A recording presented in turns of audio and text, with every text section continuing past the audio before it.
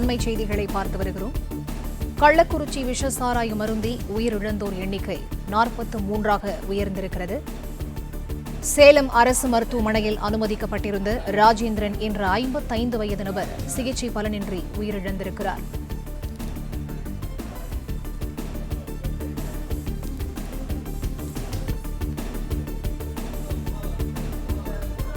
கள்ளக்குறிச்சி கருணாபுரத்தில் விஷசாராயம் அருந்தி ஏற்கனவே 42 பேர் உயிரிழந்திருந்த நிலையில் தற்போது 43ஆவதாக ஒரு நபர் உயிரிழந்திருக்கிறார்.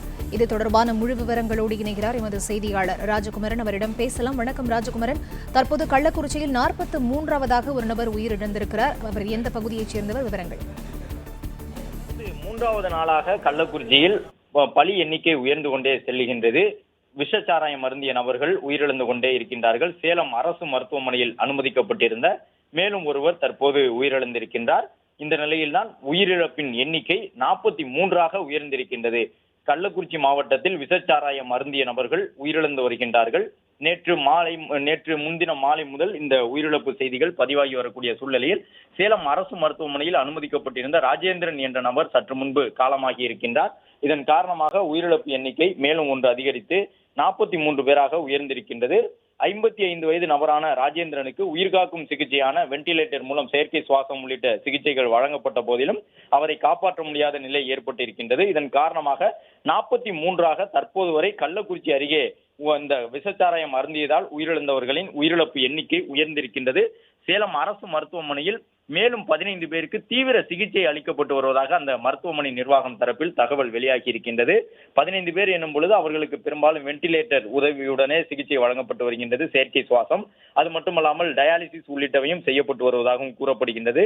இதன் காரணமாக உயிரிழப்பு அபாயம் மேலும் தொடரக்கூடிய ஒரு சூழல் இருக்கும் நிலையில் தற்போது வரை கள்ளக்குறிச்சி அருகே இந்த விஷச்சாராயம் அருந்திய நபர்களின் உயிரிழப்பு எண்ணிக்கை 43ஆக உயர்ந்திருக்கின்றது.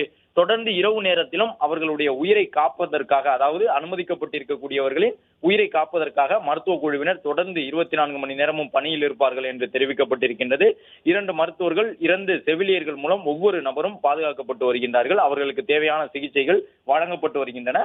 அதே நேரம் உயிரிழப்பு எண்ணிக்கை எந்த வகையிலும் குறையாமல் தொடர்ந்து அதிகரித்துக் கொண்டே இருக்கின்றது. தற்போது 43ஆக சேலம் மருத்துவமனையில் அனுமதிக்கப்பட்டிருந்த ஒருவர் உயிரிழந்திருக்கின்றார். மேலும் கள்ளக்குறிச்சி, விழுப்புரம், புதுவை ஜிப்மர் மருத்துவமனை ஆகிய மேலும் 3 மருத்துவமனைகளிலும் தீவிர சிகிச்சை பிரிவில் பலர் அனுமதிக்கப்பட்டு அவர்களுக்கு செயற்கை சுவாசம் வழங்கப்பட்டு வருகின்றது.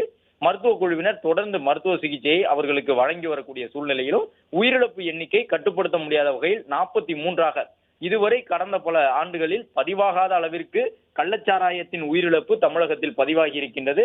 இவ்வாறு இரட்டை இலக்கத்தில் தமிழகத்தில் ஒரே நேரத்தில் கள்ளச்சாராய உயிரிழப்பு பதிவானது என்பது 30 ஆண்டுகளுக்கு முன்புதான் இது போன்ற ஒரு சூழல் இருந்ததாக பலரும் கூறுகின்றார்கள்.